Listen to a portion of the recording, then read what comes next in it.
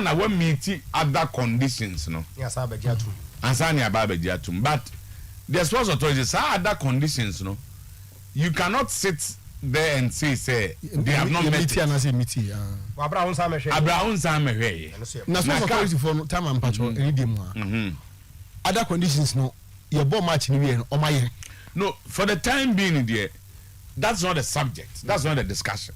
But that's what we will eventually end at. No, say eventually there. Nice, I will predict. Or say, so be a case, Baba Yala, untimi mo ball or wa. Nipa Chrono is not telling the truth because since our own boss how much ni no, there hasn't been any other inspection. Maybe no me no dey say the intimi say they have oma yesanye mana na omunye but assuming would admit it say omunye kra na. What the prophet says that there should be an inspection to determine that adhering are ready. So they are who can maybe to say and they probably they are saying the same thing, but it appears that the prophet is also being economical with the truth. How? Because on Timin Kanche say adena no see any no a provisional certificate made bobo your bobo really therefore that is a half empty half full glass or not yes. Say obia mehwe so for you to sit there and assume because now catch say cap the crata say is banned now he agrees that automatically after the provisional licenses the license is removed so we revert back to the old so now cap behwa de no kase enya na abetima ka say but calf hasn't come no but na calf abehwe aka to say enya already any some a time a while ago na so no nya bibia Charles Amufa kasama from sports authority Charles emu achi no pe na what to say me hu yo minua oh fine wadarma anope de say GFA krata wo mo e kan ho asem ene niam bia ye hu a prof enso aka say no nkomo ne edi say National Sports Authority position no anything which mu kakra say enema na ka for expect say be ne yaye anaso omo mehwe nti obi antimi ntina ba bi nka say the stadium the Ghanaian stadium no aka is banned say mu kakra mu kakra fa asem no mini ama menchia abijafo they are making a business thank you clearance now and ke bit me see a kind of air blasters in Super Eagles Debbie come so into what are the outstanding issues o share letter on social media from CAF now is dated 16th of March 2022 that was 10 clear days before Yeni Nigerians against you and it is a share 7 points recommendations from we did everything to conform with what they were looking for. The government of the day, gave us all the resources, logistics, anything that we needed to be able to host this game. Now was social media across and agro in Keyako, Benin, and also Morocco. There were CAF inspectors here with us. When you park right there, every day you on the ground, and you saw the CAF inspectors, and then the inspection team from FIFA because it's a World Cup qualifier. And so we did all the things that we were asked to do. Meaning, sometimes if you are at Nifi Stadium on man, you are there 11:30-12. The Ministry of Youth and Sports, National Sports Authority, for that matter, it meets now and because one issue is floor light. Floor light, I'm say intensity, nanas illumination, and almost the gadgets need to be by. And na joke near shed ya baby and share say floor lights now specific areas our picture so all cost stadium what is here won't say lights not doors for each pool but for there a specific area illuminating and after a shrine. All these things were done and yes and there was no way to say Morocco and I said Benin. And what are the issues? This is an old letter. I no buy a share so it may be holds to so much.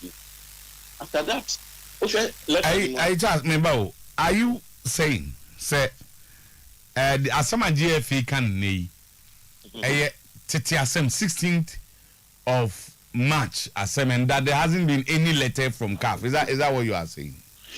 We have not had any letter from CAF. Maminka, they been show.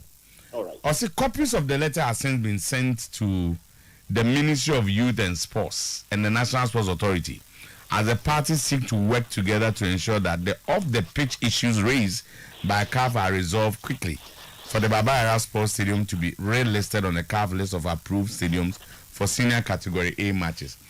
Since the 16th, you have not received any other letter from the GFA or CAF? As we speak, letter a CAF. The American the GFA website on this communication that was issued 16th of March 2022 before the match. Now after the match, communication on our website now, it indicates automatically the facility reverts back to its status, old status. Because before letter no bebano, now it was deemed a facility no MBT CAF and as a FIFA requirements. And based on the recommendations of Moye, I mentioned baby to say dressing room. Normally say lockers should be about 25. The government of the day or the Ministry of Youth and Sports for that matter made sure say you have 27 lockers. Our dressing room, both home and away dressing rooms. Benches, as it's a work pitch in China, we had all those things in place. And the Usha letter critically, letter say for just the playoff. And after the playoff, we as managers of the facility, we are waiting, say, CAF inspection team, now whatever outstanding issues, just look at the communication very well. It has to do with architectural design and all those things, which were not part of the recommendations that were raised, 7-point recommendations. And there is a facility that hosted the Continental event in 2008.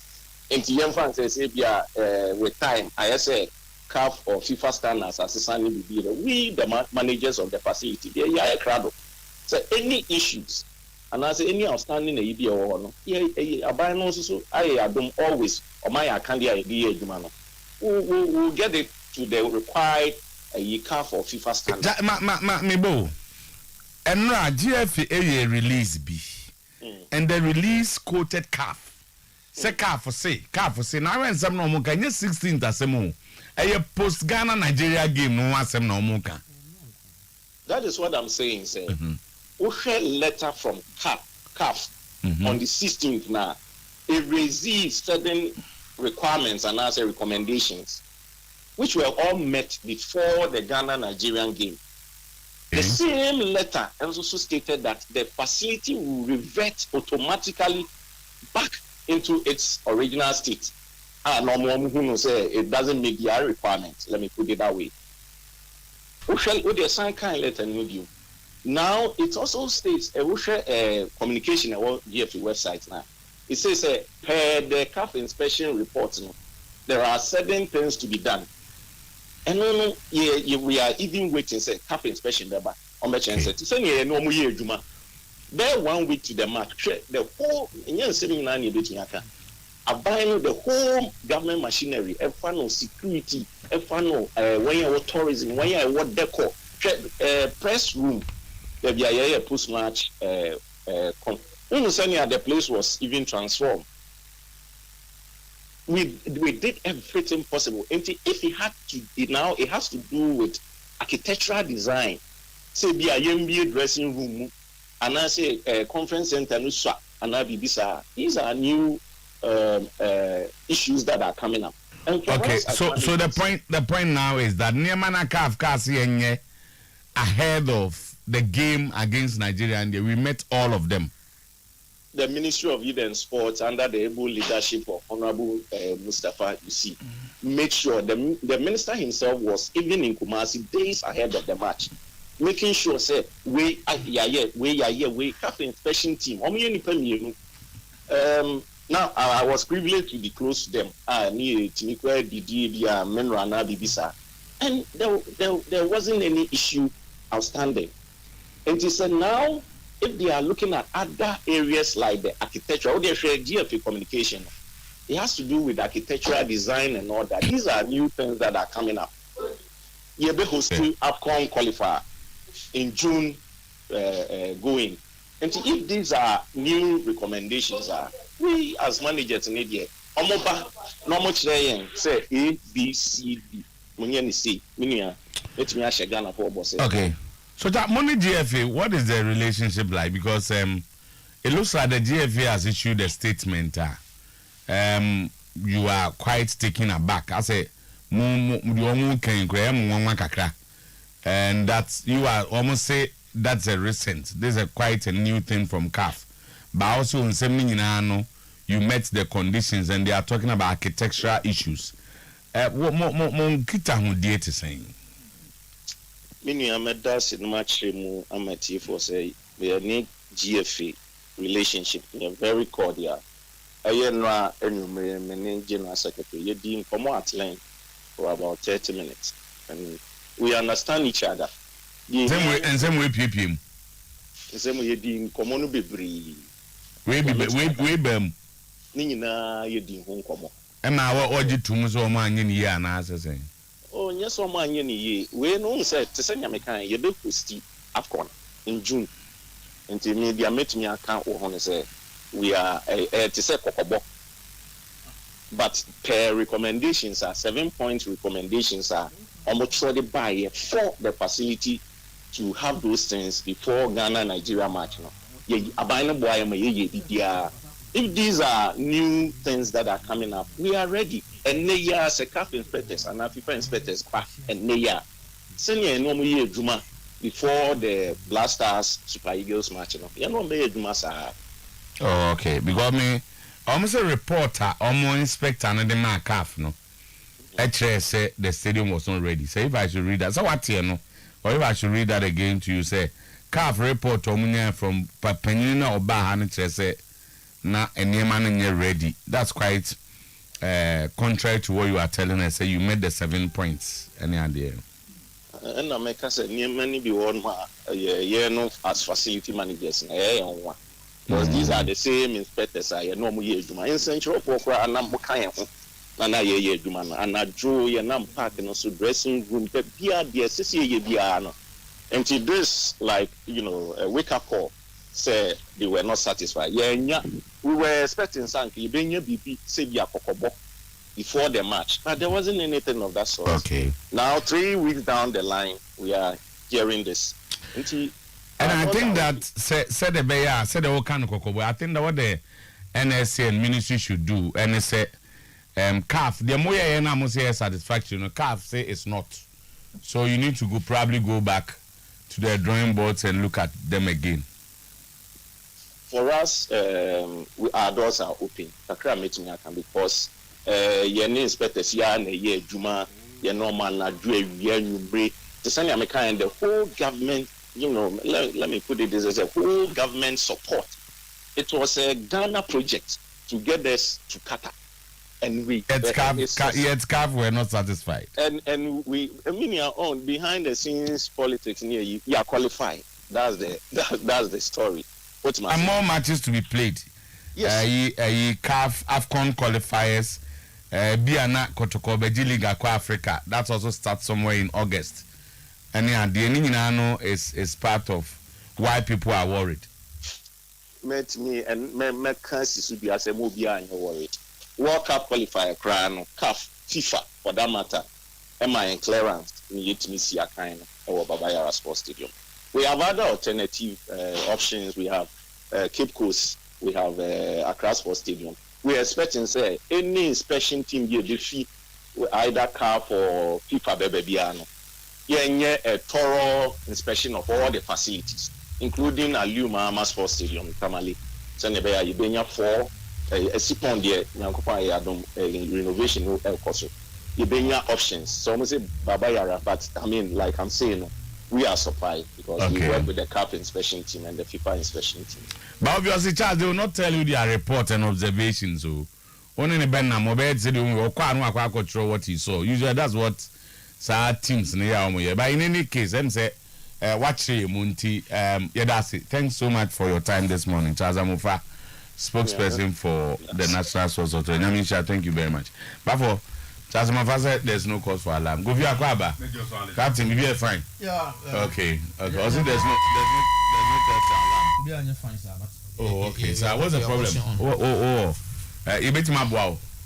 Of course, na say we won't be more na ka say why na with my. Nyame na boa nipa, nyame na boa. Say nyame yi nipa. Say ono. Na dey na mo jam no yime. O mi anu. Nyame aka just wo yime. Me nyame nya true. Me na mo visa wo na. Nyame we need trouble. What's my okay. Eddie Charles issue baba for musa wo so ti. In fact, Charles have confirmed every no statement from the Babontin. So, because say your can is a media, then the banking thing doesn't even come in at all. What they are debunking, they say, CAF has not said that. That's the aspect. Or say, what's the GFA say, or many crack every CAF or crack and say. Baba Yara Sports Stadium cannot be used for any category A CAF matches. Yes. And what this guy is saying is, since the last time no free and Tama, between the FA and the Sports Authority, I believe the FA because CAF they don't talk to the Sports Authority, they talk to FA. That's fine. But I'm saying say no you see we are talking about what the National Sports Authority can the GFA or say and some have disapproval of anything. You first need to inspect. Now, as a team provisional way to play that game, they had met the conditions for the game provisional for the game that game is so. And also Charles raised the point. Me say now when you're ready, if the stadium was not good enough, they're giving them architectural issues until the key issues had been solved. Now issues of architecture wasn't we mu design the same, we mu say no. They have not even come back to look at it. No, my the issue is no my anomaly. Because someone here, Tama, you have not done it. Fear now you see in year and Sanya. Also, be a merry. Into all catches why again, the GFA at the end say we have even given copies of letter and of the brain to Ministry and the National Sports Authority. We have not even received any letter from GFA. So and what they see on social media is dated 16th, an old letter. 16th came before the match was even played. Yeah. Tama, okay, say, oh, kind, I did be actually no. No, say 16th no. Already, or you already a bit. But you already channel no. So, no, 16th na. And he does not accept say we probably is a new one from the FE. No, we see, Bibi Kakran chairman. Why in the first place, Ghana Football Association, the new letter no more receiving from CAF no more copy ministry. I'm so my mumbi. Mumbi because OT the Amufane kana Mr. Nekana as omu receive bibi omo sankan. Minim say Amufane ne kan no crunch dia. But e hona ye betimi solve problem no. CAF for actually a new letter to Ghana Football Association telling them say Baba Yara Sports Stadium is not up to standard to host a category A game. Emuntino, and yet fit to host games na Ghana Blasters bono. The first thing you do is to write and copy to the Ministry of Youth and Sports. And this is the position of CAF. Of course, as Mr. Mufrekano, legend, to a greater extent, we bet me atena sekakra. Because I said the first letter they received was on the 16th. That was before Blasters and Nigeria game no. The requirements are a culture of also meeting in they made they met all those requirements before the game and after that game they've not come back for another inspection. So how then do you say stadium na approve here for Nigeria Ghana Papa no be sign inspection prior to the game no. Yes. No the report come CAF. Yes. And CAF will not deal with the sports authority. And CAF has written to the GFA telling them say we gave you the provisional license because at that point in time we had no option. And another man so stressing to the extent that you cannot play the game. So some men are catch Ghana say move come Morocco and now Benin was not feasible. Yeah. You couldn't have asked Nigeria to also fly to. Yes. And so we allowed you to play pending certain things. Yes. And then they write back to GF almost catch almost say. And Yama when the stadium cannot host any category. So legend patch. So one point in about Abidruno. So point in and say.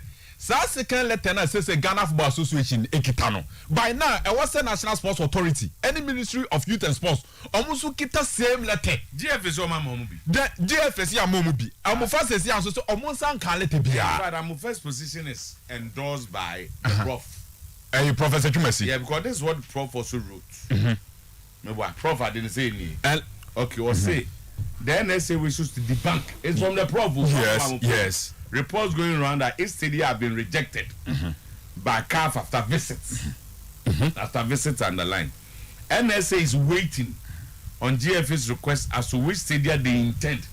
Was it first of all, the GF has not even told them the stadium is only used for the games in Abdul Stadium. Yeah. Okay. With the intent to use for their CAF matches.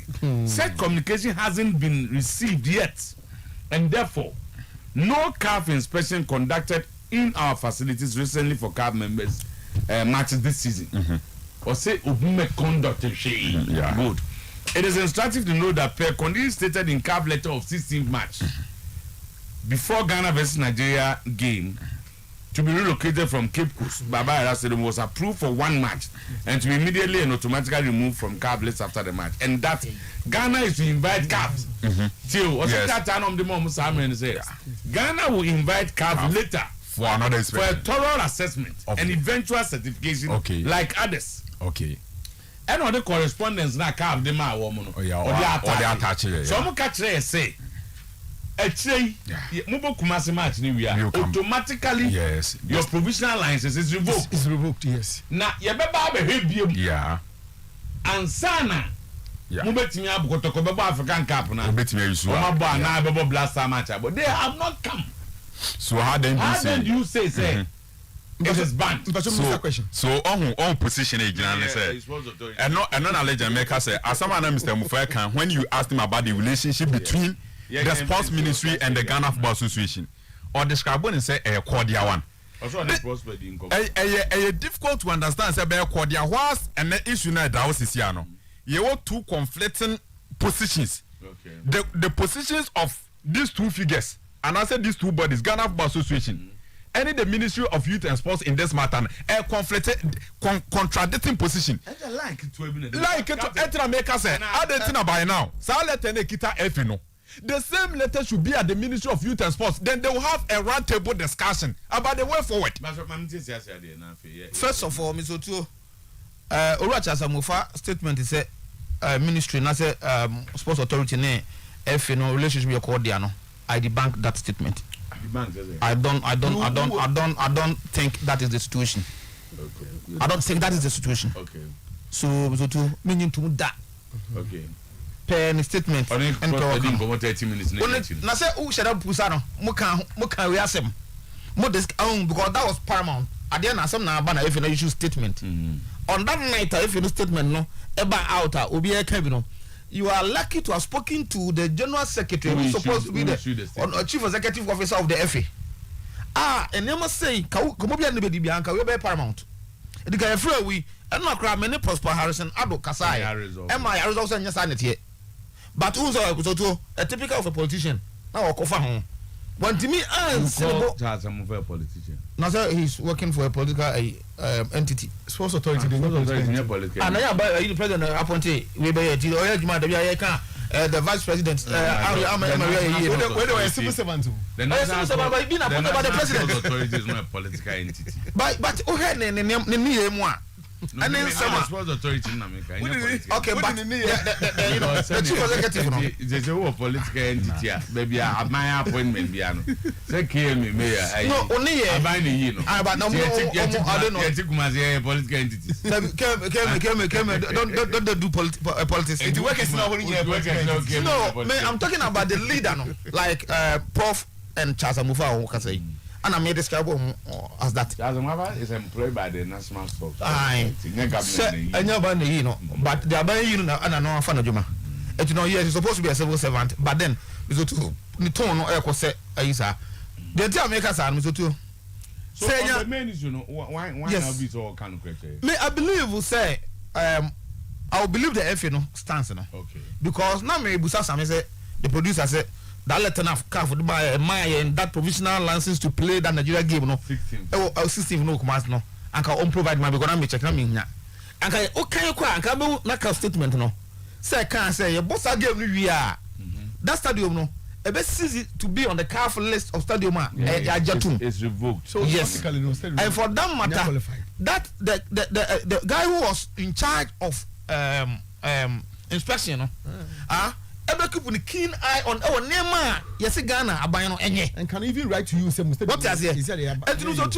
It could be say at that time because they provision one game, no. We had letter now. If you can say, almost say no money boy. If you use here, I said the year stadium na inferior. The work Sometymer used the word faker was inferior and yet up to standard. I don't know. Yes, Oracha Samufa, I want to pay in a coba. But a name of the year, and because for that one game, no, what you two. Okay. But going forward, no, I say, in a long term, no, Sunday man M1, and watch that come a calf. And a calf, actually to the FA because a calf no deal with the FA. So, what would the FA no achieve? Say, if on this is my take on it. On say, and run a air drone. Okay, so now, you am trying to say run a calf throw GFA. Here's my understanding. In June, you are playing the qualifiers. Yeah. CAF see you about 2 matches. Yeah. Good. Very soon, CAF will write to GFA to bring the names of teams that will be playing in Africa. Yeah. Okay. Babayara is one of the venues Ghana the Black Stars can play here. A very popular stadium. The most continent. The most. Yeah. And then Kotoko might also be playing here. I'm sure CAF knows what is going on. Possibility. They write to the GFA to remind them. Say, Yema ball Ghana Nigeria. Mamu Nyamaju said the Babayara Stadium. Fit for purpose or fit to play blue. So if you are in April, in June, you will be the list of stadium and be some bomb matches. Yeah. So go back and those things that were not fixed. And provisional, make sure it's done. If indeed it's one of the venues you want to use for your qualifiers. And now I think that's it. Table discussion. Authority is being. They are doing a PR work of. And then like say okay. Because one, okay, what happened recently? But they say, I'm catching we say, Baba, Should Abdullah is ready. The people under the state of confusion. Do 24th of May. And Zani say, "Calf, you never be mobile." Until Ghana, who will be here? Quickly, the GF also released because let's just say. And run and they might have sent something to sports authorities. But if a press release, the kind Eja, Zebi and Nafina on back office. No Macacon. So because so that we all work on it. Say legend Wednesday. Wachinachi Friday wiki these two bodies and also Mushia because as it stands now, as a Bakuche entro, dear Tiano. No, baby, I joined the legend. Baby, I joined the Baku Chantro. Baku, Mr. Baku, that one I cannot tell, but Baku cannot play. That's what I was saying. The GFA has indeed received something from that. Yes. This is something. Yes, that one yes. Papa no Babaya inspection. He has given them the report. The report and say SYZ were not fixed. But you were given a provisional. And anytime they give you the provisional license, right after the game, it is revoked automatically after that game. And you know, things that are not fixed. Because Mr. Amufa, in one breath, or say, they were talking about architectural issues. Whether architectural or not, there are issues. And he has to say, they need to be resolved. Yes. The point is that, and can you ask him?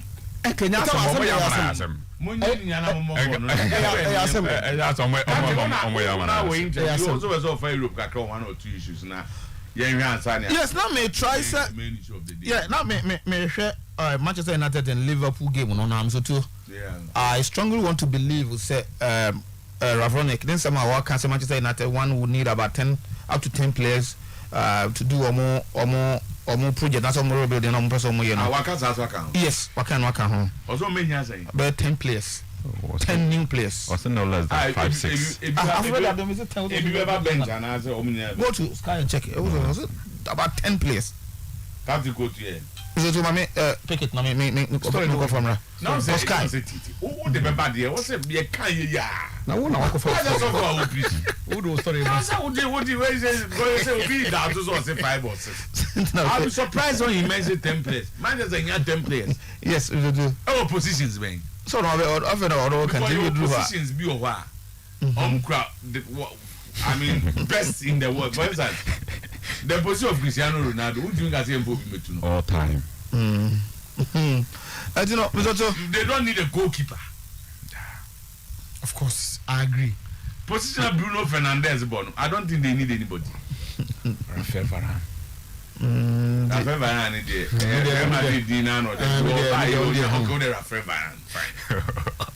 I think that Paul. Humiliated. Okay, the headline in it. Paul position to be fine. Guinea born is on his way out. He's almost in Paris until on the next season on the days at Manchester United. Onya knock no yeah. So me wasa me economy here ba. We January fans. Yeah you need na. Also humiliated Ranik also humiliated Ranik they need up to 10 players in rebuilding. In quotation. Sky now me pay quotation no. Okay. But for the pick na me pay quotation from yeah. So to no yeah there one from future what was the future one of you pick na me the quotation you never that's it. So me na me problem kese pa ne say Manchester United me also they be kase they are paying for Omano and never be Omanya ye some time past. And no price that price of pay no. It's a result of the bad businesses or the bad decisions that they took. And they don't have to do nay. Because Manchester United after say Alex Ferguson exit, Mr. Tio almost struggle up to date. They don't see say this manager I want to me a free situation or this situation. All these years. So me, to be honest with you, me forget about Jose Mourinho bias. I think the decision to sack him and the thing that they used to sack him, and they they made a big blunder. One, he lost to Liverpool. The same Liverpool, he lost to them by 3-1. I don't know Jose Mourinho free. No. The game, the last game that you played was against Liverpool. But so coaches are not sacked because of last games. Coaches are not sacked because of last games. Many sure say any coach has been sacked because he lost a game. There are antecedents. There are events leading to that game. Accumulation. And Joko say they lost to Liverpool 3-1 in India. He was sacked at that time.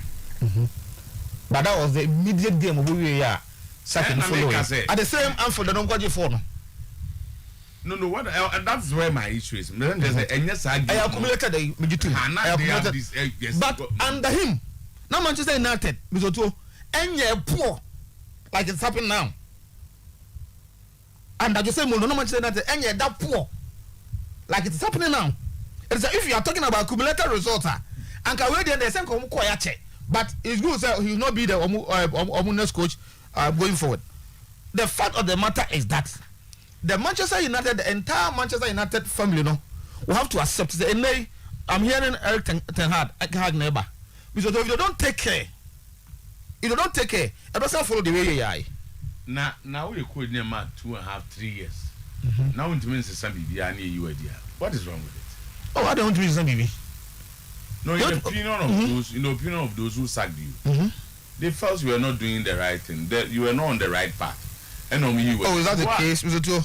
So Manchester United for many years not winning anything in Europe. They won Europa League. It's nothing. Manchester United at that time won I think is it they play second. after second omo win a cup back in League Cup under Jose Mourinho. Ebo FA Cup finals under Jose Mourinho. And somebody and also who just to say no was not anything. In the scheme of affairs of Manchester United, that was nothing. That's why they sacked him. Oh, is that the case?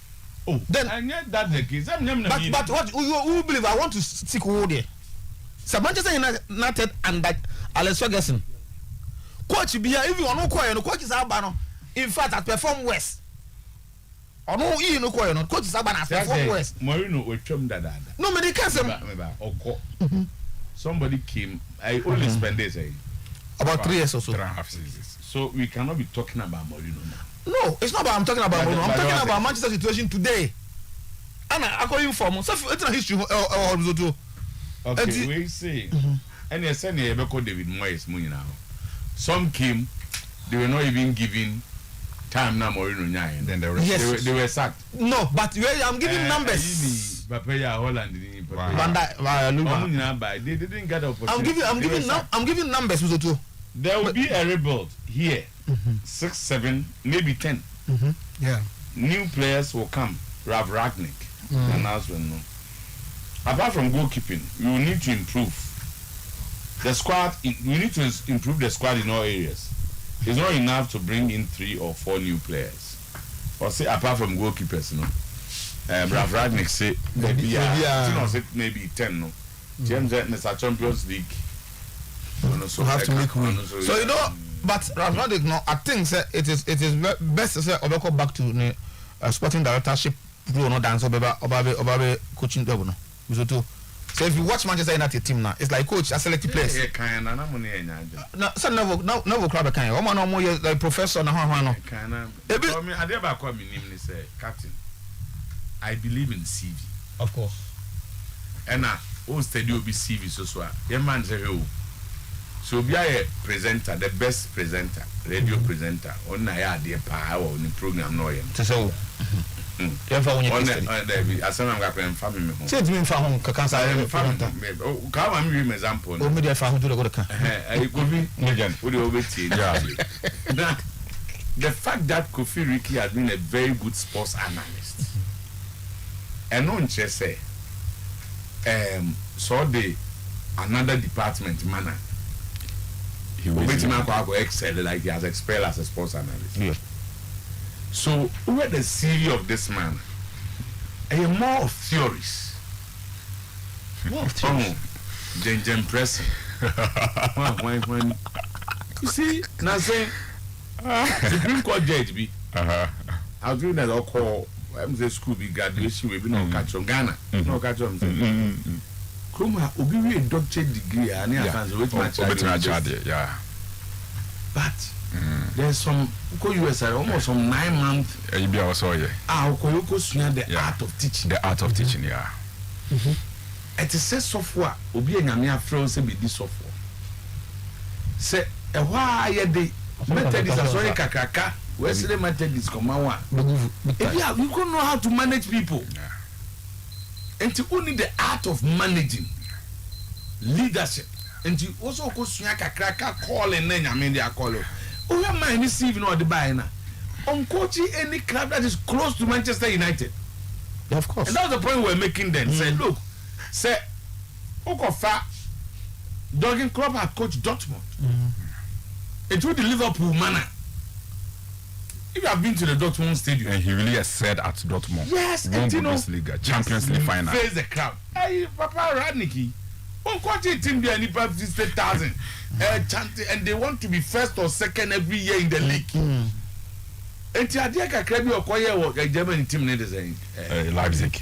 And the back becomes Red Bull, Nesaka. Yeah. Oh, you team getting. Almost they want to avoid relegation due to the German DFB Pokala. You are not going to do semi-quarter final of a competition. You have done the best, but this is a Manchester United. Close to 70,000 people are always at the stadium, full expectation, more club legends. You see, if we give Rav Rani to be Arsenal and Pokrana, Nyabu take a cramano. Because it's any amount of and they sacked him. It's a big club.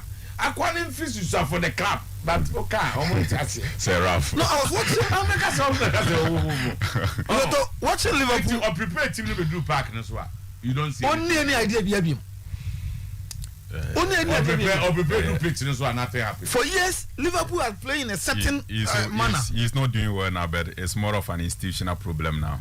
Yeah, he has been quite disappointing or very disappointing. But me don't disappointing because I'm just here. Oh no. Look at the first half Manchester United performance. Just look at them. Who said the second half was an improved? I'm still worried about why he decided to play a back three against Liverpool. This is a team that is going to press and press and press. And only the Kobo Nabo defenders me and son.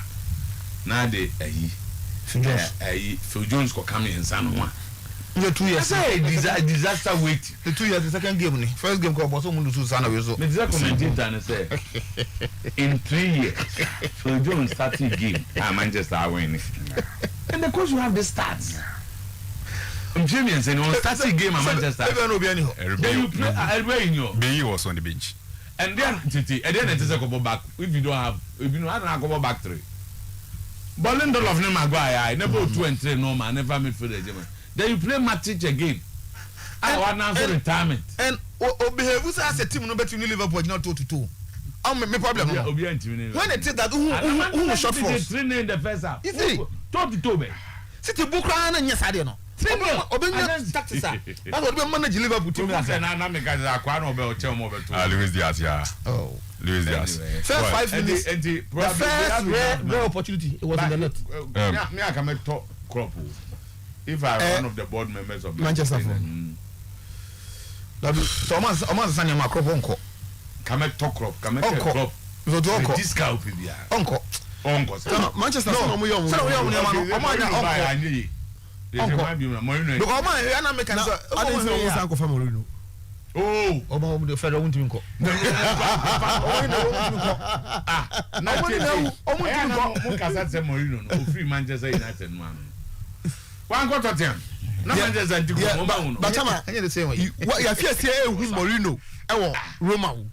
and then I'm who am bacho. Me who dem who Mourinho kakra Roma. Dear.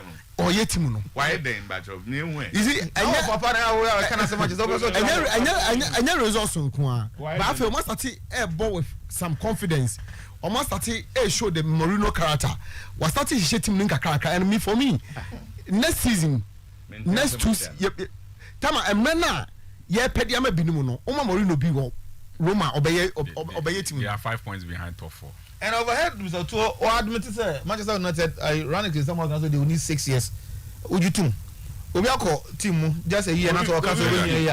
Most of they are there in behind top 4. 5 points. They are 5 points behind. Roma, yeah. Number 6 is Fiorentina. Yeah, Fiorentina. No more points per. Yeah. 2 points. 2 points with the game in hand. Yeah. Then number 7.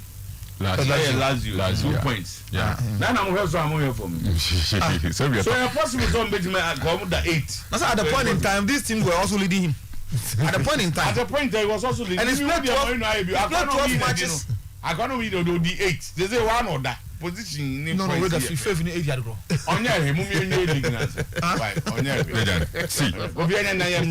your situation, see. And right in the first place, me yes sure said surprises be by Legend Patriots you. Oh yeah, but because the Manchester United faithful Sana Ankasano. No, Ronaldo played in the first leg at Old Trafford. Who was 5? The 2 games Ronaldo played in the first leg at Old Trafford. It was 5-0. In my opinion, and no, it was poorer than any boy, no. Because Legend on few Old Trafford and lose 5-0 to Liverpool. And no, more poorer than Enra the Shen or Anford. No, the Liverpool year and running no. They only cemented the idea, said the gap between Omane Manchester United today. No, Imuwa. Yenim, but among my more reasons to believe why and the gap between Manchester United any Liverpool no legend emu wa ten. Chess how you Manchester this because sir okay game ni ya carefully see the second in recent years. Oh. They've been second position to City. No, 81 points. The decline. Who said so? In Liverpool team now, one they don't struggle to play against Manchester United because United are not good at pressing. And he said, "Utie coach ni here, Rafranik, was it they are about 6 years ahead of us? Liverpool team, no, almost 6 years ahead of team and friends of Manchester United. And just the gap between Omono and that's the start of football in the system. No, there is no way they can match them today. Me tie players ebobo wia me to me bo asiti omu post match pa Mo Salah were one respectful player I am then so be making some statement after a game but easy and I born a game mami the Mo Salah some no kind man fan cool to to na legend yen has more just say Mo Salah say was say they make our life easier in the method and the back. They always try to give us the ball in a 1v1 situation. They make our life easier in the method in VV hono. Omoma Liverpool team no hot omo. And they always give them the ball at the back.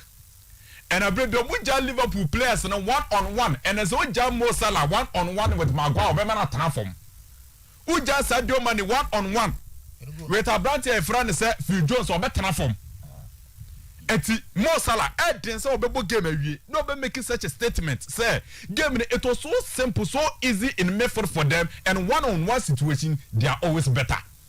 And legend you talk about branch and friend say Luis Diaz see say Liverpool je born na so mobile who say what thing about omonene say once they believe in pressing football and possessive football and they are doing no omo transition is very quick. Born again, the first goal they scored, almost transition, very quick. In the space of 3-5 seconds, I was a Bonura 18-year boss on him. Sadly, I know that today, Manchester United are not good at pressing. They are not good at controlling games. They are neither good at transition. So, in terms of possession, Manchester United poor. In terms of pressing, poor. In terms of transition, poor. Liverpool legend, her first goal, they pick the ball deep in method. Now some more pick up now some more release Mo Salah. Then about your friend Alexander Arnold on the flank. Then you see a quick movement of Luis Diaz and to come fast on first goal in there. That's no. This is Luis Diaz. Manchester United defenders in our method. The transition is so quick, and this is the kind of system. And I can want some Rafranik Ajatum say. Liverpool team about 6 years ahead of them, and that is the reality. Wakanokre, he has been very frank with all of us. We are Manchester United team now, an as a supporter, and can say be a frank no, Rafranik no, or JJ Liverpool so. No, buy and then why? See, the problem he has his own problem. Belgian here. So what share United team here? We prepare. It's not make us say good. We prepare a prank if it's or buy no. If it's available. Sancho was on the bench. Why? Sancho was on the bench. One of your key yes, in a big game like this. It was quite disappointing. So be Sancho on the bench. But legend the core of Manchester United team no. Paul Pogba since the last year of Mourinho, with him more ball Papa Bian from Manchester United. He's a player who himself a penasempa. Fred today with me for an into so for the past 3 years on your consistent method that. McTominay elusus pack no that McTominay that we know he defends with a lot of great in method. Today, Manchester United will have to stop that English thing. It's that English British for because 80 million pounds from the Koto Harry Maguire. No. They are finding it difficult to bench the guy, but the reality is that the guy needs to be benched. Why? Harry Maguire, he needs to be benched. Because legend, you cannot start every single game because of Maguire. You have already considered a goal. And make us a more of institutional problem. And most of the players, they have lost at their friends self-confidence, self-esteem. And no more fair than also crown and legend. Otuo Acheampong Manchester United. If you are very good at reading the psyche of players, Manchester United players they already accepted defeat kwase bona ye no mo body yetimi no mo. And that is the institutional problem today. They will have to change their entire squad. Also Mr. Sabe Brebe we you free. Miami Pop but he has to leave the team because after 4-5 years legend ultimately more Manchester United United any club but almost 7 years to adapt. No. So clearly but the Manchester United just is here from backline Hoba, Wan Bissaka, Harry Maguire, legend. And now they know why you set up. Look at how PC and how sharp a Liverpool attack near. Then Ube so Abrantes friend said Diego Dalot. Our backline said Diego Dalot ne handle the pacing movement of Luis Diaz. Today, watch the Premier League. Some boy na mukofano from Italian Serie A then buy na no boy Japanese Tomiyasu. Even before so be proud of Tobas and checking the performance. Today fullbacks She Cancelo, She Walker, She Arnold, She Robertson, She Rhys James, She Alonso such a way available. Check the fullbacks in the Premier League. United today in terms of fullbacks only depleted. Centre backs depleted, Mayfield depleted. Team na kasa the moment no team is been previous team ni yare was here the co factory set na ekoko yom yi enti ya ntiase no no de see ani nyina no na make say they only cemented the idea say today between Manchester United and Liverpool gap no mu wadodo eno na no mu prove kire ye nyina no there is no a ball no senke the 5 minutes be or referee no 90 minutes na so ya say the 5 and answer 6 toswa Yebeko says 7-8 goals. So it is that simple. Ronaldo try but honestly speaking, maybe like you say Manchester United will be in the Europa League. It's really difficult to say United will qualify for the Champions League. And Eric Ten Hag, would you Manchester United. Legend when you Ten Hag and when you nessa. When you Eric Ten Hag. Right, so that's let's get this quick one from Henry Asante. Na obi so o game says on can games no was in bio oh Arsenal bought chess in there I don't know Arsenal bought chess in there Arsenal bought chess in there I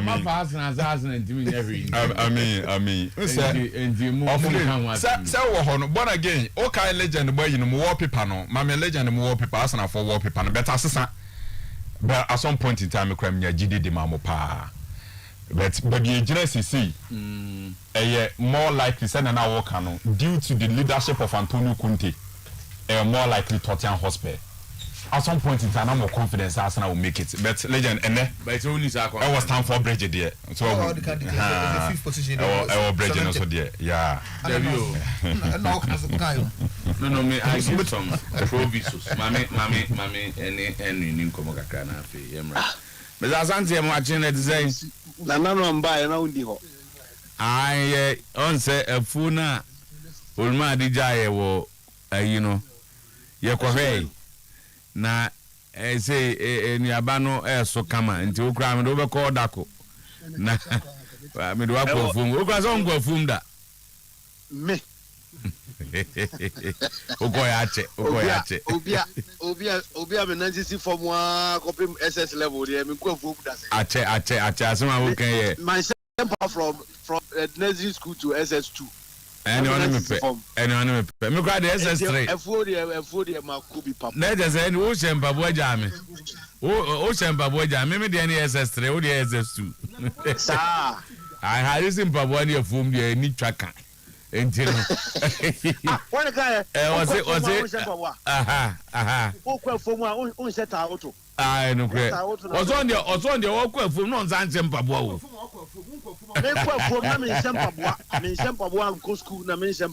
Nipa Oko School Jamba one formed of and Claudia May. Ediana calf waka about yeah worry pies our Baba Stadium because said they kotoko for me Africa ne person Black Stars abahano Baba I dey asem na calf waka kyerem well the thing ni tietia mu nyane say ya me no ekitwin komoyi Baba Yara entumi hostu any international category A match, NFA, any CAF interclub competition, Champions League, Confederation Cup. Say I can say, Baba Yara ain't to me host. The Etienne say, Obekaya, before I ever Nigeria match, CAF, any FIFA, Ekuchiri and Sembi Edigun Krat also Eddie Bray. And some no the Bray, Omoka say, ye making sure say, ye be yes, Animani na every and Sana in Nigeria about match. The men who created almost one inspection officer. Ebetina Krumwa 11 solid days. Obetina ha Nedidimu Ghana ka. The plane ticket Ghana ka. Hotel or die Ghana ka. CAF Esma Obi Etukwanya Omano $300 a day and also Ghana ka. But unfortunately, of the 11 days now, Obetina Hani na ni quick report or the command CAF and say, Yan to me, I'm fixing your man, I'm fixing. From scoreboard to technical area to dressing room to media press conference area, any central control venue operational room, any CCTV cameras, any technical and security issues. To me, I'm fixing. Semi, I was say fixing. In other words, we couldn't meet the standard. And to say I can say provisional license, I almost the host Nigeria first leg. Almost say Kopim say, and no man always na your best I fix it. Na you almost sutre. No mama obiaba abeshe say indeed those things are in place. And Sana Oma consider Baba Yara. Until then, Baba Yara is not on their list. Right. So, Henry, Sakrate, Sports Authority for say, 16th of March, and any Ghana this and common. And has there been any fresh communication? Krata make one say by 4th April. 4th April. And Chipenda, our CAF development officer, will send this letter every very well. April, not 16th March. Okay, very well. And so every Obia or sports authority obe deny knowledge of this letter. Because when the letter arrived, the first thing we did, we expected these things to happen. And suspected I could deny knowledge of this letter. The first thing we did was to copy the ministry and copy the NSA. So Professor Chumesi online ways were on to me deny knowledge of this letter ever. Online as well. Even as of yesterday, he was talking to the General Secretary, asking how we could fix the problem. And how much that circulated 16th March letter and how much 4th April letter. But Henry, this is serious because it's a serious national issue. I'm reading this thing from Professor Chumesi, who says that the National Sports Authority wishes to debunk reports going around that each area have been rejected. But the these point is that reports. Unfortunately, these are not reports. These are facts. The ministry has a copy. The NSA has a copy. And in fact, the NSA, the first point of call here, Director General. Yes. And the board. But the spokesperson for NSA, Nene Dinkomo Radio, say they have no idea of this letter you guys are talking about. He should ask his boss.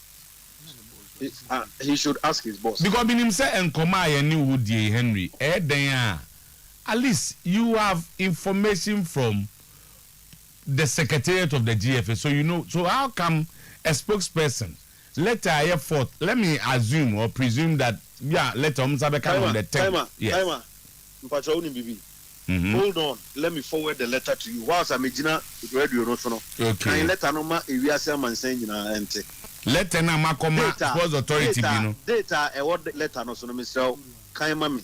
Na we are for ente. I think it's not where it is of Amufa or Professor Chumesi. And like I said, the last thing I will do is to lie to Ghanaians and I lie to the world. Again, me John Trump for Minister D. Bermuda.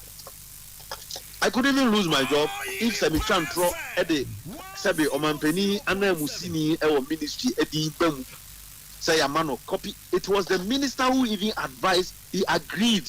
Yes, suggested my minister say, once I have a born no Kumase, na Bibia Ensino, Nipper be fise, calf nififa MI provisional license to play only one match.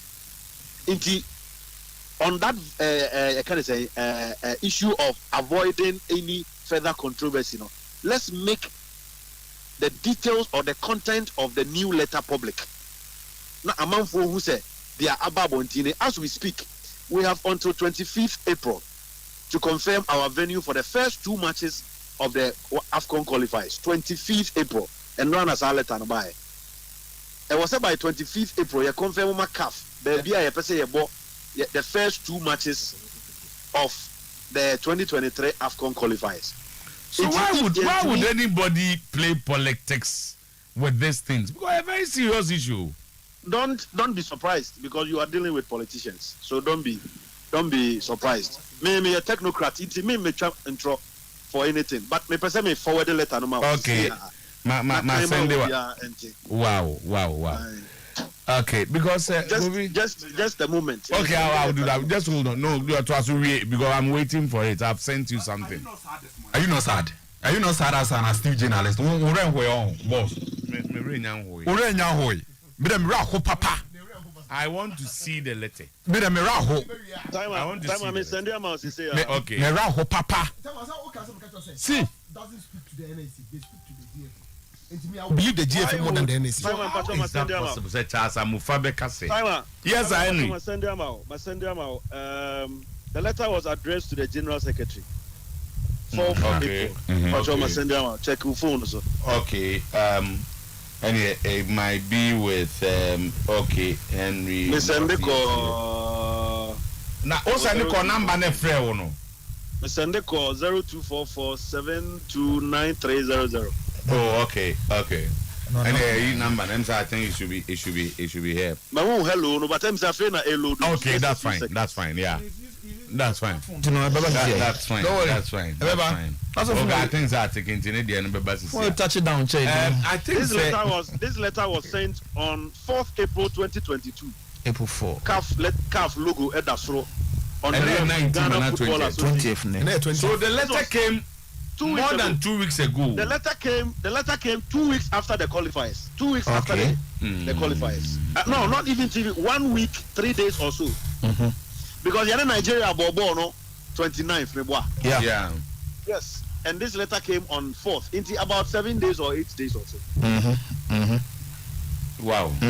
Me can't throw for anything. Wow. So is Charles Amofa not up to scratch with what goes on at the Sports Authority? And then the Professor Chumes is what I tried on the Facebook wall.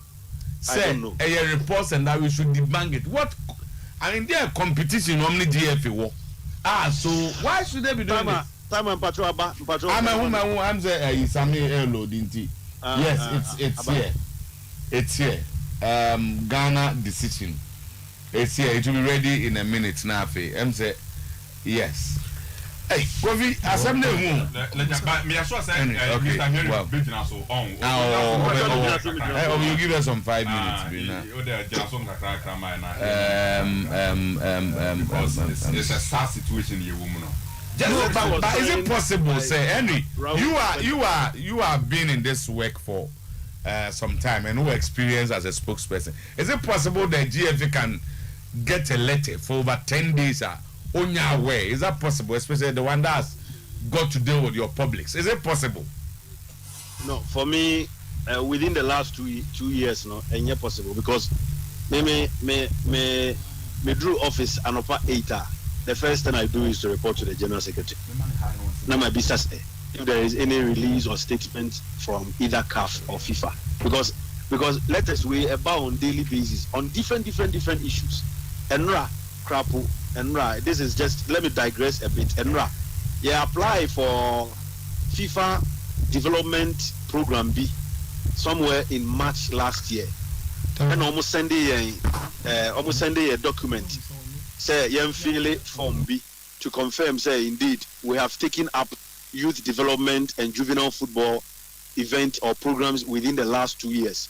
And it has been approved. In Ghana, we stand the chance of benefiting from the FIFA Youth Development Fund. Letter by Asim Wenger, our technical director of FIFA. Nensasha Nkrata, and I say, this was yesterday. I am, as I say, I'm even working on it, maybe publish it to make the public aware. On daily basis, I go to the General Secretary. If there is any statement whatsoever from CAF FIFA, I am the first person in Sabeka, especially a idea I also making it public. But my name on any office, the modus operandi, how on any bosses, so I can't speak for you. But money sports authority relationship, better saying, are you guys cool? Ubisami Ameka said, media, meaning say, no problem. We have dealt with them professionally, especially as owners of the various stadia, because NSA stadia, what we do is that whenever there is any competition, national team match, they are officially notify. We work hand in hand in terms of security issues, accreditation, match preparation, getting the stadia ready.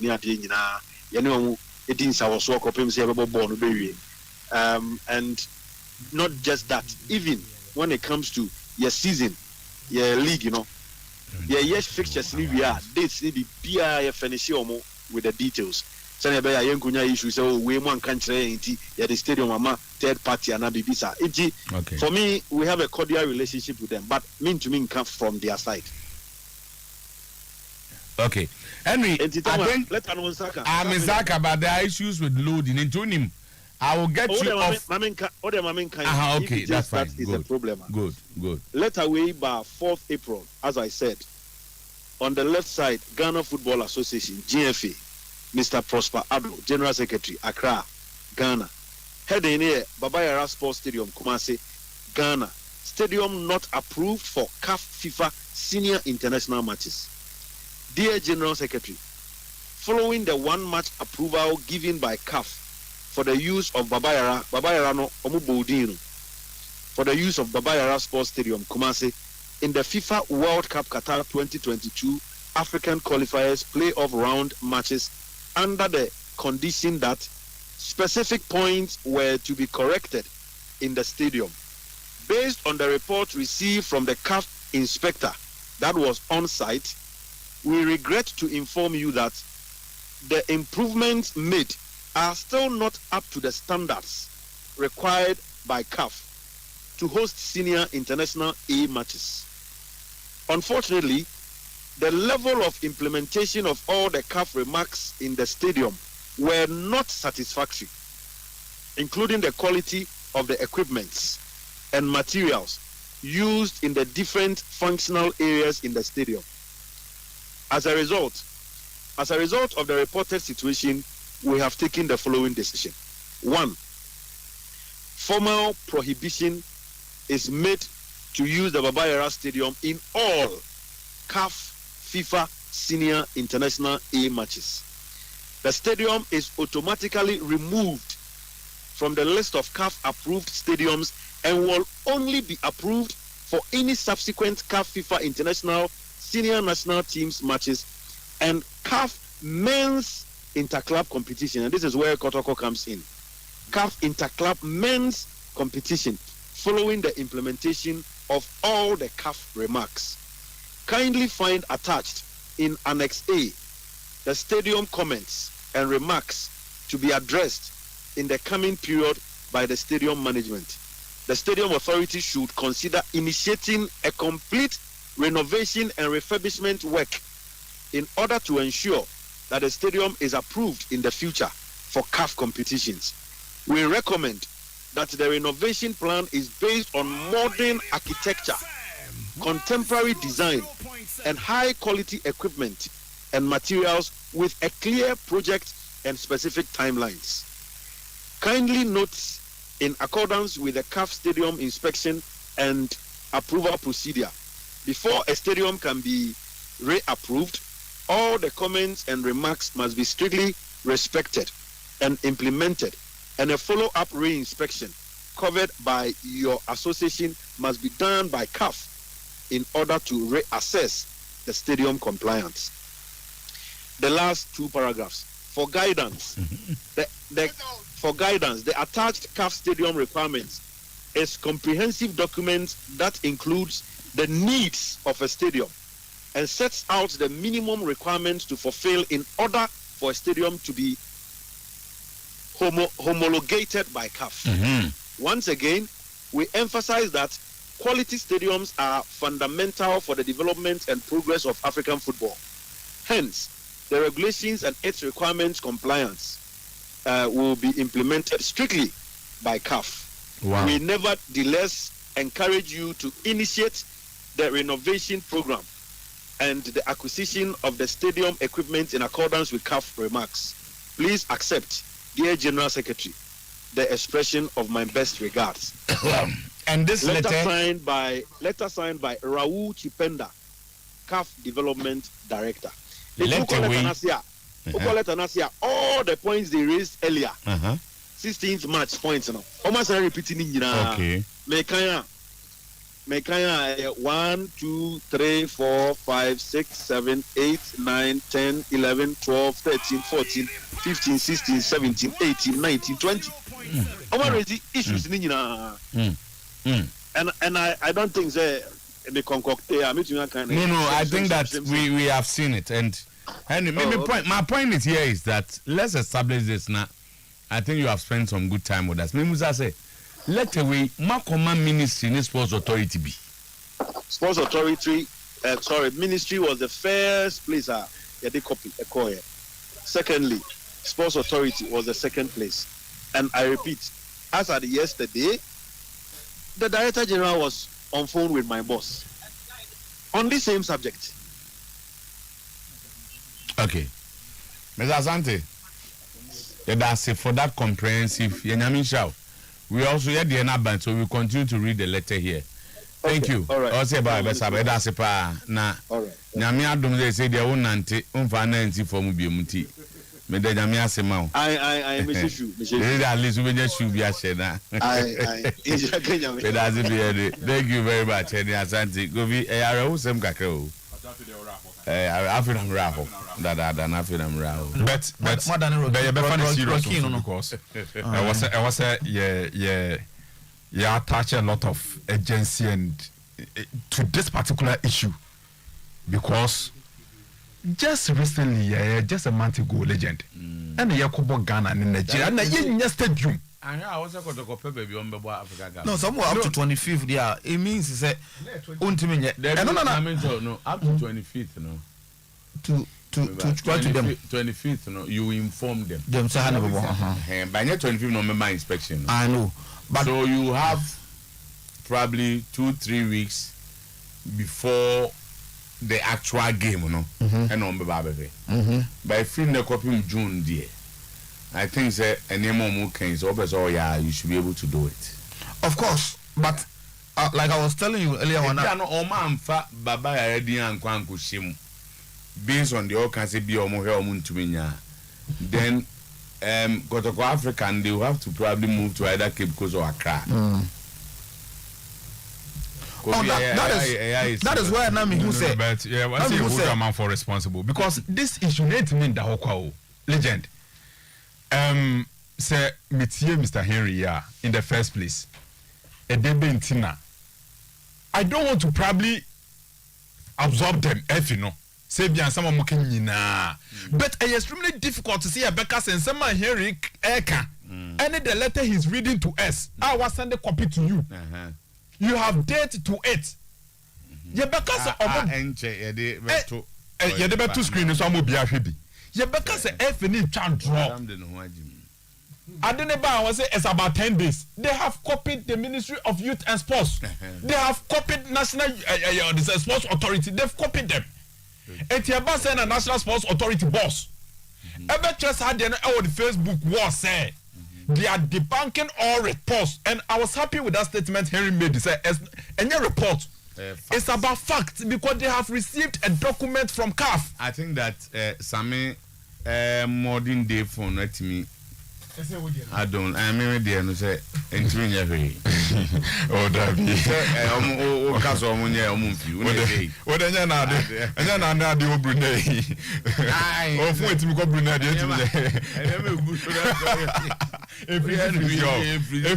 Frizzy.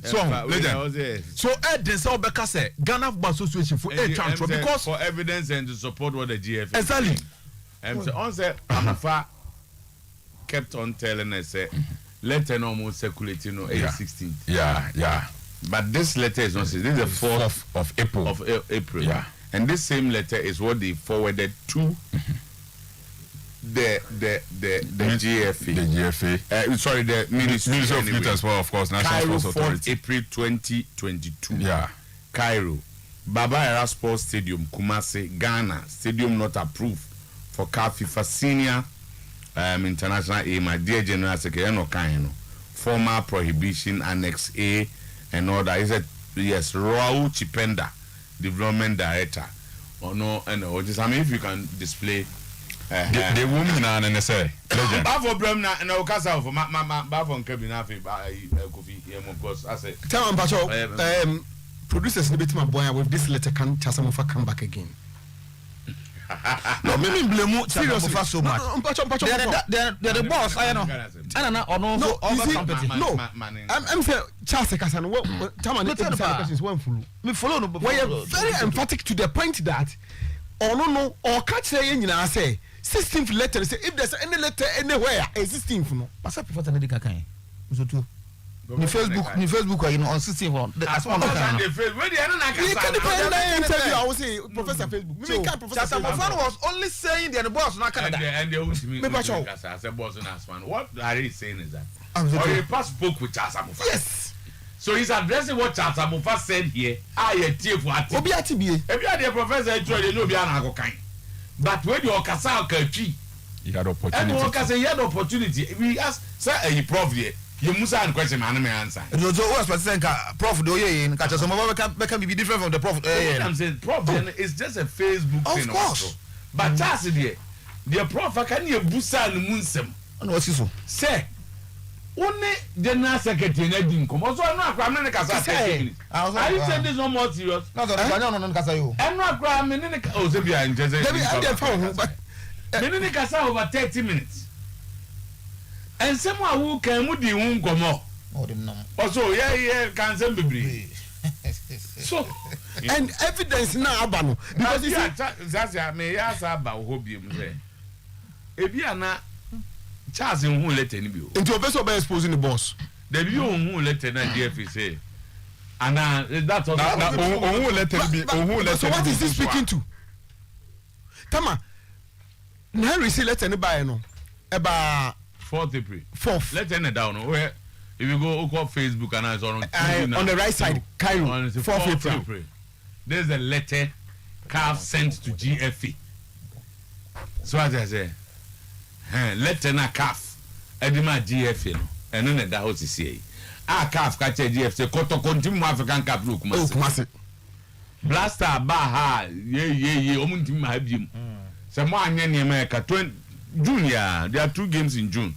Tama, 2 games. Maybe no coffee. I say by 25th responsible. By 25th of April, GFA Trouble say Baba Yara Stadium. Nobody used to the following that, Asante Kotoko have to inform CAF baby on Bombo. Yes. Okay, league in June, but them man so more there. Only Ohani Babono. Nina no, they say Baba Yara Stadium. Ain't me needs a Jumano. Somewhere or no. Tama and to African Cup, sir. If you have a good Cape Coast and I'm not doing, sir. I want. I said I'm just about. So it doesn't look like Kotoko African work massive. And your blasters and Kwa Kotoko. It doesn't look like Komobo. Another was all reminded. Was United were second last season. And Timo Amorefi. Sometimes I say be the second. They can't say be the second. And the more Amonde come Morino. Why ain't him back up? Okay. When is that screen by the GF? Okay. All right. Tell us who says no. Especially just say obi free ministry of catch and say and our sports authority of catch and say he sent to a chantro say these two governmental institutions no e wo letter ni bi because Henry say omo e ba ya na no e bi co-minister no e bi customs authority ho no mo Reverend Frank ni mo se caf kradie na mo yi the Togo ni Benin ni adi nti omo wo stadium kama they are very good stadium Reverend they are very good stadium now don't try it oh what stadium at Senegal for see o say omo di agote say ti agona na the French people are very particular with good stadium and they say the Togo Mali Niger Congo Benin and it's omo ba eyo mo ba ku bi o wa o se bi atrom bia yi okay no ba what say o busa say and say the baba yara ti obi so somebody does a message like that say the baba yara ti kama o ko wa stadium kama yeah enti di ebiem nko na ka afo hwehwa enti o mo jojo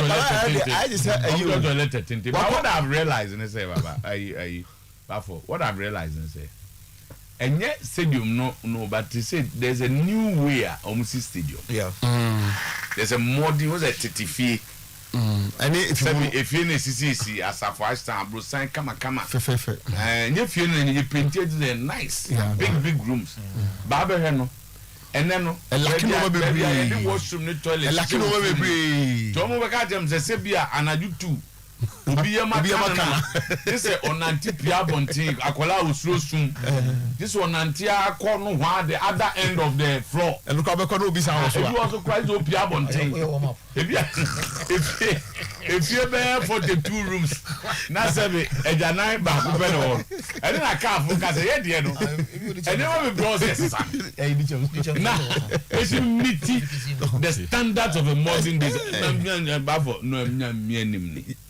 for example, if you go to the Olympic Stadium, East London, Stratford, West Ham. Say, this is stadium. Say, Assembly, say, Janato Stadium, Obi Abe Piakon, baby, baby, a car parking, baby, a nipa area, first of them, and moving a car, say, no. Titi plan no doors, China Stadium now. Oh, they said we are China. Telephone business. China, I can keep because he's a Benjamin Samu. I am more. Who's a higher renovation? Yeah. Also, Baba, a free titane, a renovation for renovation. US for this man. Baby, I can let baby 62 kilometers.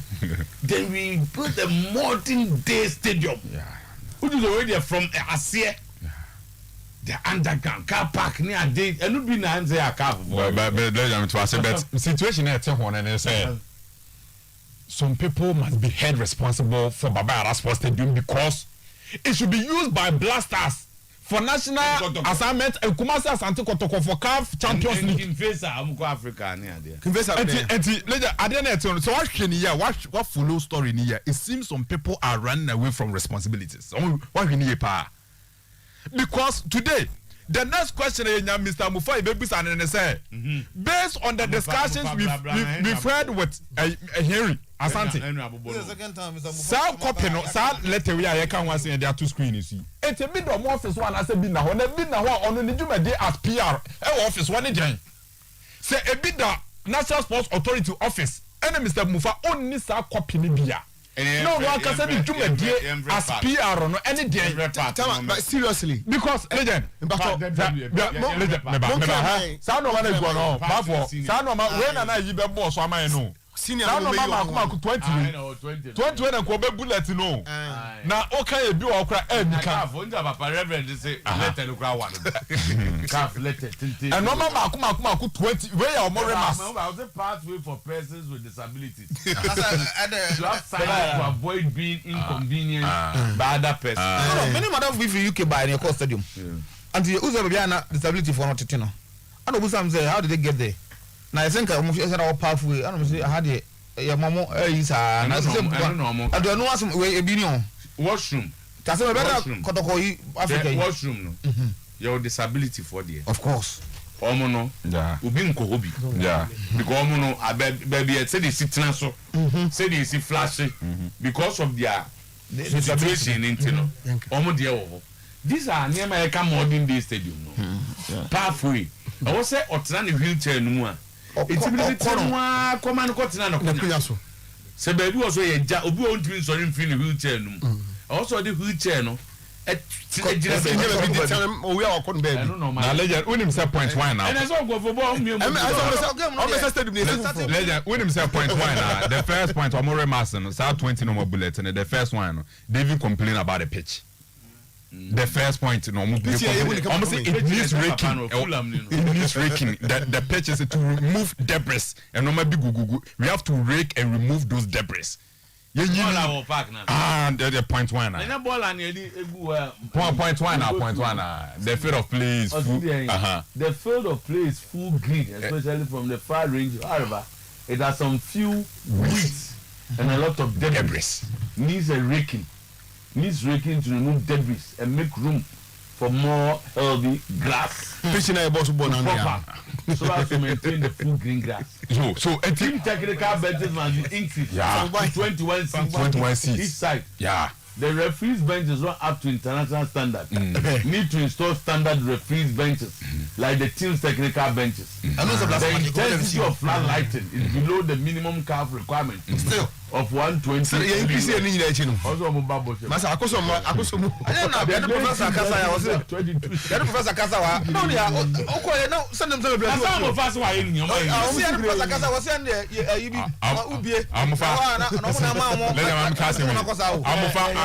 Mr. Mufa here. Obey and at more dead PR work in obey Oyen Wayfield because he seems to be still a ministry on youth and sport and national sports authority. He still seems to be reacting to 16th letter no when he says and on one other. We are talking about fourth letter. Latest information fee 4th of April letter. Camp Maming Fanessa Urban say or say who let it be until he can speak to it. No, don't go. Oh, I was what you say. I was afraid. Or say, I have friends is here. I let you more come once in me. Not Sammy well. No, but they want to say, and Rano, you can't blame me more. You make us say, and I do a cantona. From American. What's a cab? Do you stadium? Was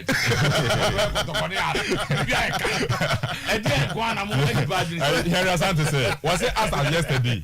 Now a Professor Chumesi, any General Secretary, Unia Prosper. We are not as at yesterday. I'm for now, because I was needing Como. I'm for so needing Como. So how come say they are unaware about this letter? Some people must be held responsible. Some people must be held responsible for this facility. Any brand never we are also my man for you. No, the other story there. The other story there, the coach now. Other story there, you know, a confessor there. And the say, Akobani say, I like to go to the patch on as in bed. Oh, condition must set him on. Condition. Oh, unfortunately, ministry. you are 1 minute. On confessor issue, yes, Mr. George Amuako, and Sam Kotoko. See the maximum body. Only K5 for Shia. And Mr. George Amuako, and I come down when the Kaka face. And now come catch and say, I summon a bro on so. And George Amuako, Sana Teddy, Tem Deminko. And now come down to the K5 for. The K5 first of Fujan fee. Oh, my Shia. Oh, my car, some of my catch and say, Okacha is on Pacho, nothing there for some. Come back to fortune, no however much. Oh, back to fortune. Yes, I can face a correlation. So I'm back to fortune. Still believes that I'm telling you, I'm a corner of Bushia, you know. Of course, Mr. Makondo was what happened was that in Shamu Abaso. But what happened was that there were calls coming to him, a bit from Kotoko, a bit from Kifesa for. Now he wanted to know what exactly. I'm extensive. One man patch can face a correlation, and there's nothing like Kotoko man condition be a Kotoko supporter. In fact, Kotoko for crackers or Munya, I'm the Kotoko to one, who will be anti Kifesa. What does he? But on all said, someone say. There in summer the Kivesa bankroller president I can't achieve my right on Bonipaminu team Alaji and one communication team member I think Sunny so almost some Maka especially Alaji Diano and I'm where's you almost Amunya Shay no Moka to Mr. Jama Was it me? But but I'm going that's the way you know. So you'll be a user. We have people who are so good in Mukrano out good. Tear for you know. I don't know what you say. Where's the allergy? Where's the allergy you see? Kotokobedi na confess abedi sekena. E go fast. And then I'm voting in the movie. And the whole thing is that so that is the issue. Now to baby give us a training who asem no and they give us a training at Atozu Asotef ko boni no se ho no pe on pe baby apart from one only Mondays ana give face and I saw for we training no ba mko bo other part but some boy enya the first time last year for the and so there I don't know I don't know and two Kennedy's digital satellite Otua nisika bia eso otua no making face are up to date. Okay. Nemo the who's are the two cash component and product there no na MI. But sika ho asem de kene de otua up to date. Search the bibi wo ho de a e ba be ka bi nti no achi ba betumi. Yes, victory garlic mister. Se si idea. Pronto me kan go pa e de papa ne bi nom. San se e ma ne bom se ma do ne sa o no mu a bosome nyema koyie wutimi ya adwumaden na for system no bibia arura ne din no eye victory garlic mister antibomodem na pro bibia gu na ka victory ni bi 0242 545 633 say die mame enka wo say ye new east Chinese clinic ukopiem ho no mu a omeye mane efe ukon utwa entwa ukotodwe wabati ena hwan ede afre ho sanso ena wonan ase atatai uti edwa gaga bra na fei yemfa traditional akuponcha kwanso ni ehwe kama ema ho de no emra ye nyina no ye kopiem ewo Accra opposite Kwalabu ho ane ewo na obepiem ewo Kumasi dia na sobolo wo ben odifo asare ho no mo frɛ no 0244 423666 UK Spine Clinic ohwe bia ntetie ne free banu a akwanhyiafo nyina se car accident sadien ene prage hu bibia no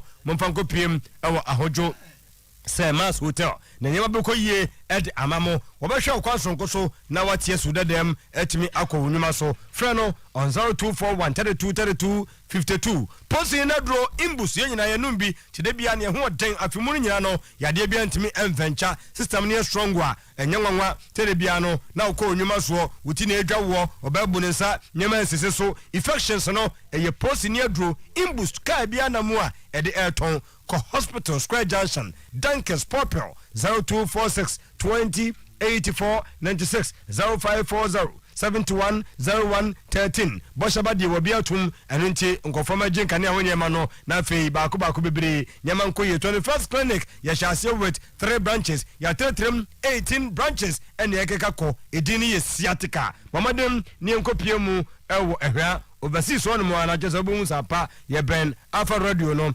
0540 311 yes yatika nkwa yade no doso ni nyina na yehwe wote natural company limited la na jese ye true man capsules ene yehwe de amawo sabe ma nyeje mu ntam dodo be ma enteso sa sokwa bomadem kwa adwuma no siase na ma no emu abaso na nyema enkoye emfama edin ye true man capsules kolna ka eba dani heba Kumasi de no 0249 017101 aike heba connect osi akwa no wompe no okotona twena cerebral palsy fantumika ko ho obehwe no ne nantie bekoye ne kasa bekoye Pawni Balm the Wonder Balm Help Care Ointment the Magic Ointment for Dr. Jechi CCA na yade bie ha wo no wonhwe kama ewo dwoso Zongo Junction 0243 035898 Jackson de metreso anima sorry sanse ne dro no ebowro ni padua mu na etu asie malaria no wo de treatment no na etu asie wo wie pa na chese o modem ama Jackson co capsules wo de na fifi oto wani asie a ebetu asie edi amao na cha capsules ne de masa enye bete enso bomodem abo papa tino bomodem friend 0244 723 541 they sorry a loss no losing Michia na pe me pan the virgin doctor make 5 times obema me just down say obo adwuma yie pa tini nyina mu no na je say enye me koyie